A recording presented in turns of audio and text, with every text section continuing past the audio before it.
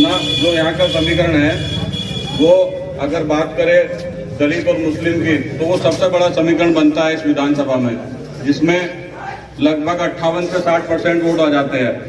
दूसरा जो समीकरण यहाँ बनता है वो मुस्लिम प्लस लोकदल का बनता है, जिसमें 50% हो जाता है।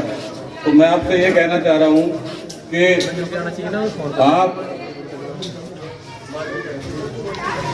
ये डिसाइड कर लो, ये तय कर लो कि आपको 60% के साथ जाना है या 35% के साथ जाना है।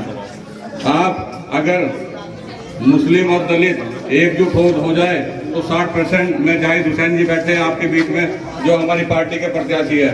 इसके बाद अगर आप बात करें राष्ट्रीय लोकदल और एनडीए गठबंधन की, तो गठबंधन आज एनडीए गठबंधन आपके सामने खड़ा है, जिसमें लगभग 50 से 55% वोटों पे वो लड़ रहे हैं। वो हमारे आज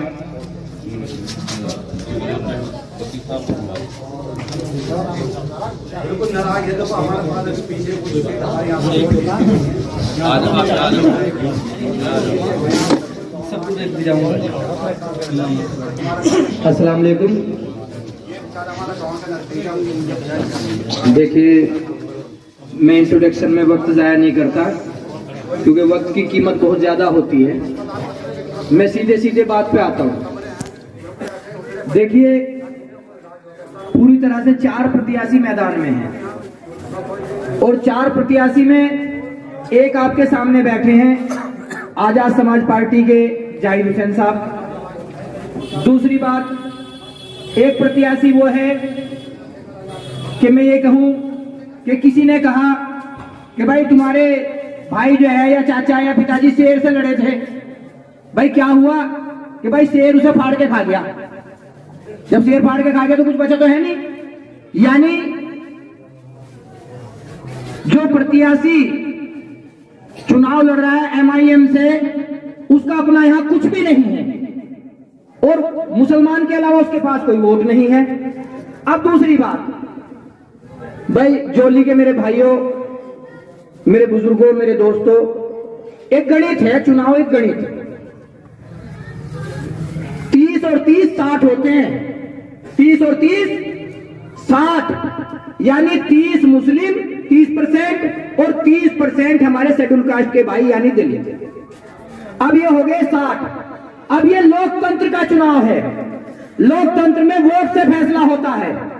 वोट जिधर 60 होंगी वो जीतेगा या जिधर 40 होंगी वो जीतेगा। मैं आपसे पूछना चाहता हूं, 60 वाला जीतेगा। अब 60% कहां है मैं आपको बता दूं। देखिए, मान लीजिए एक सपा के उम्मीदवार है, मुसलमान के अलावा सपा के पास कोई वोट नहीं। आपने पहले लियाकत प्रधान जी को वोट दे के देख रखा है, क्यों नहीं? उसकी वजह है, जब घर का परिवार का सदस्य ही किसी के साथ ना हो, वो चुनाव मैदान में करेगा क्या? अब काजी राणा का सगा भाई नूर सलीम राणा वो चुनाव में वोट मांग रहा है राष्ट्रीय लोकदल के लिए। बिल्कुल खुला है, सब व्हाट्सएप पे भी देखते होंगे, ग्रुपों में भी चल रहा है। सगा भाई, दूसरा सगा भतीजा शाहनवाज राणा वो वोट मांग रहा है किसी और के लिए। बड़े अफसोस की बात है। कब समझोगे? जब सारा शहर उजड़ जाएगा तब सोचोगे। जब सारा शहर उजड़ जाएगा तब सोचोगे।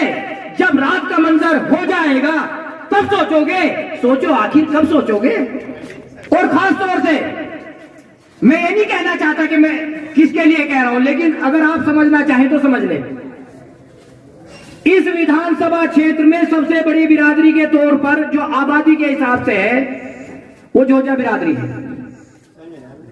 ये जोजा बिरादरी तुर्क के नाम से जानी जाती है। पूरी दुनिया में 7 बर्रे आजम हैं, यानी 7 महाद्वीप हैं। इन तुर्कों ने 7 में से 4 बर्रे आजम पे हुकूमत की है। और आज अफसोस के साथ ये कहना पड़ रहा है कि 7 में से 4 बर्रे आजम पर हुकूमत करने वाली कौम के जूते सूते करने पे आ गई। बड़े अफसोस की बात है। मैं नगर पालिका में सभासद हुआ मुजफ्फरनगर वार्ड 46 से। मेरे पास एक ठेकेदार आया बनिया। उस बनिया ने कहा कि मेंबर साहब वोट किसे कर रहे हो? मैंने कहा भाई हम तो उसे सोच रहे राकेश शर्मा को। कहने लगे जी सुन लो हमारी बात, अंजाम तो होना चाहे कुछ भी, लेकिन चेयरमैनी शहर की और विधानसभा ये दोनों हमें चाहिए, चाहे करना तो पड़े हमें कुछ भी। और इतिहास तुम्हारे सामने, पंकज अग्रवाल कांग्रेस का जीत के चला गया क्योंकि वो बनिया था। अंजू अग्रवाल उसी की चाची कांग्रेस से जीत के चली गई क्योंकि वो बनिया था। अरविंद राज शर्मा बीजेपी से लड़ा, वो तो हार गया बीजेपी की जीत पे, और पंकज अग्रवाल जीत गया। फिर राकेश शर्मा लड़ा सपा से, वो हार गया, और गौरव स्वरूप की पत्नी मीनाक्षी स्वरूप जीत गई। मेरे चौधरी बिरादरी के भाइयों कब समझोगे? सोचो जरा, क्या चीज समझोगे कब? जब 60,000 तुम हो, अगर तुम खड़े हो जाओ तो बेचारे नाई, धोबी, सक्के, दूल्हे, जुल्हाए, ये तो सब तुम्हारे साथ लगी जाएंगे भाई। आप कम से कम खड़े हो जाइए कंधे से कंधा मिला करके, और हमारा हाथ पकड़ के आप अपने साथ लीजिए। इंशाल्लाह वो दिन दूर नहीं जब जाहिद हुसैन विधानसभा में तुम्हारी आवाज उठाएंगे। और ये करना पड़ेगा आपको भाई। एक सीट मांग रहा कोई तो कह दो भाई सूझबूझ तेरा गांव बहुत बड़ा, वहीं से लड़ लिए, हमने तुझे पहले विधायक बना के देख लिया था। और भाई जितने भी यहाँ लोग बैठे, मैं तो एक सवाल सबसे करूँ, कोई ऐसा आदमी भी है क्या जो 15 साल में कह देगा 15 साल में मेरे घर आया था कादीराना? जब वो तुम्हारे घर आता नहीं, जागता नहीं, उसे मतलब नहीं, वास्ता नहीं, अपनी फैक्ट्री कभी मंगलोर, कभी ऑस्ट्रेलिया, कभी कहीं, उसे तुम्हारी जरूरत नहीं है। तुम्हारी जरूरत है तुम्हारे भाई जाहिद को, यह तुम्हारे परिवार का हिस्सा है, तुम्हारे खानदान का हिस्सा है, वो तुम्हारा कुछ नहीं है। हम लोग तो कहने लगे जी वो मुसलमान मुसलमान। अच्छा, जिस दिन दाढ़ी कटवा ली थी उसने उस दिन मुसलमान नहीं था क्या भाई? जिस दिन शिव जी मूर्ति पे जाके मतलब माथा टेक रहा था उस दिन मुसलमान नहीं था क्या भाई? मतलब उसके लिए तुम कोई कुछ नहीं कहने का। अरे कम से कम पूछ ही लो उससे भाई, ये सारी मुसलमानियत का ठेका हमने ही ले लिया था भैया।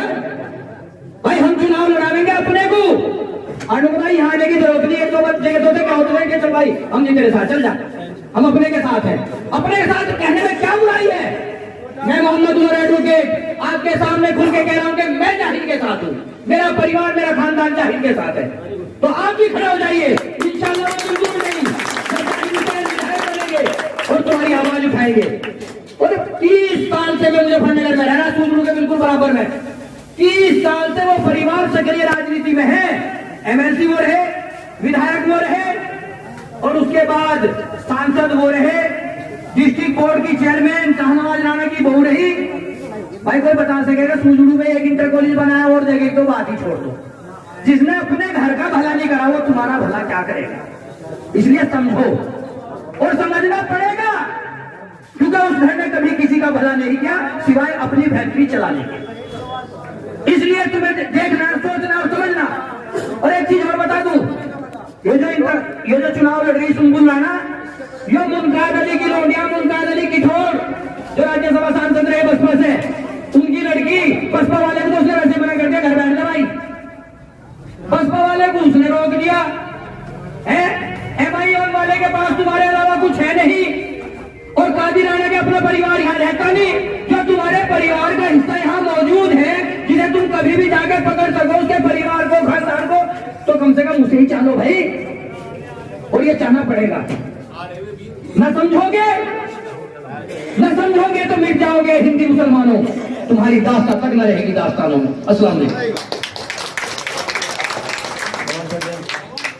आजाद समाज पार्टी के उम्मीदवार जाहिद हसन साहब और मौजूद लोगों, ये मीरापुर में उपचुनाव हो रहा है। उपचुनाव, इस चुनाव से न सरकार बदल रही है न सरकार बन रही है।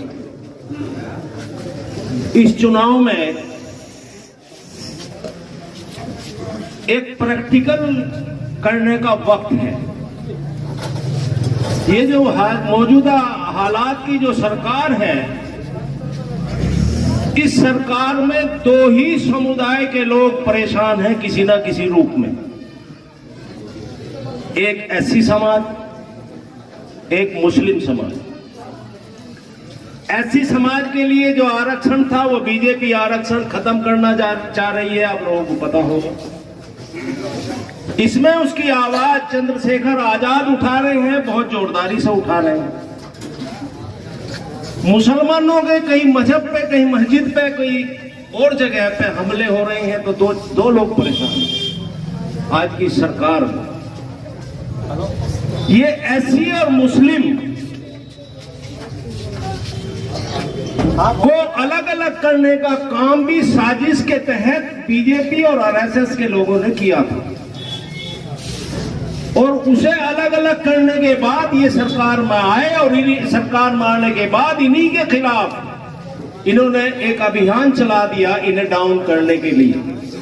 डाउन चाहे सरकारी नौकरियों में हो, डाउन चाहे तालीम के मामले में हो, डाउन चाहे बिजनेस के मामले में है, चारों तरफ से इन्हें डाउन करने का काम कर दिया। अगर एससी समाज और मुस्लिम समाज संगठित होकर पूरे हिंदू, तुम तो एक सीट की बात कर रहे हो, मैं पूरे हिंदुस्तान की बात कर रहा हूं, ये प्रैक्टिकल है। अगर इस प्रैक्टिकल में आप लोग कामयाब हो गए और जाहिद को आपने जिता दिया, तो ये जो आरक्षण खत्म करने की बात करने वाले लोग हैं, ये हिंदुस्तान में राज किसी भी कीमत पर नहीं कर सकते अगर आप लोग संगठित रहोगे। ये धर्म के नाम पर, मजहब के नाम पर, झंडे के नाम पर लड़ा रहे हैं, लेकिन मेन मुद्दों से ये भटका रहे हैं। मेन मुद्दों से भटकने की जरूरत नहीं है, समझदारी से काम लीजिए आप। और ये जो प्रैक्टिकल है, अगर इस प्रैक्टिकल में खासकर मुसलमान, में किसी झोटे की बात नहीं कर रहा, मैं पूरे मुसलमानों की बात कर रहा हूं। मुसलमान और एससी लोग अगर भटक गए तो ये जो आरक्षण का इन लोगों ने खत्म करने का मामला चला रखा है, 100 के 100% खत्म करेंगे, एससी भाइयों का इसमें भारी नुकसान होगा। जब आप लोगों का नुकसान होगा, नंबर वाइज ले रहे हैं, कभी मुसलमान को ले लिया, कभी एससी को ले लिया, कभी किसी और को ले लिया। मुसलमानों का नंबर तो चल रहा है, कहीं यहां पीट दिया और वहां पीट दिया और वहां ये कर दिया और वहां ये कर दिया, इनकी तो जलालत हो रही है। लेकिन एससी समाज के लोगों, अब नंबर आप लोगों का है, आरक्षण खत्म करने के बाद वो नंबर आपका है। इससे बचने के लिए, इससे सावधान रहने के लिए और इन सरकारों को उखाड़ फेंकने के लिए मुस्लिम और एससी समाज को एक होना पड़ेगा, और एक ना हुए तो कोई कामयाबी नहीं है। भोग करो, हम जैसे भोग के चले जाते। जाहिद जैसा भी चुनाव लड़के आप लोगों ने खुदा न खास्ता अगर हाथ ही अपने घर जाकर बिजनेस करने लगा, लेकिन आपकी आवाज उठाने वाला कोई नहीं रहे। जो चंद्रशेखर जी ने आवाज उठाई संविधान बचाने की, अगर आप लोगों ने उसके हाथ मजबूत नहीं किए तो वो भी एक न एक दिन थक के अपने घर बैठ जाएंगे, कोई कामयाबी आपको नहीं मिलेगी। इसलिए चुनाव ये एक खेल नहीं है, ये चुनाव एक त्योहार है। इस त्योहार में बहुत सोच समझकर काम लेना चाहिए। अगर आपने खेल समझकर इस वोट का गलत इस्तेमाल कर दिया, इसकी कोई अहमियत नहीं समझी, तो बहुत दिनों तक आप लोग पछताओगे और पछता रहे हो। तो मेरा आपसे अनुरोध है, आपसी मतभेद भुलाकर, छोटी मोटी बातों को भुलाकर आप जाहिद को, चंद्रशेखर जी को सपोर्ट करिए, इंशाअल्लाह कामयाबी मिलेगी। इसी के साथ मैं अपनी बात खत्म करता हूं।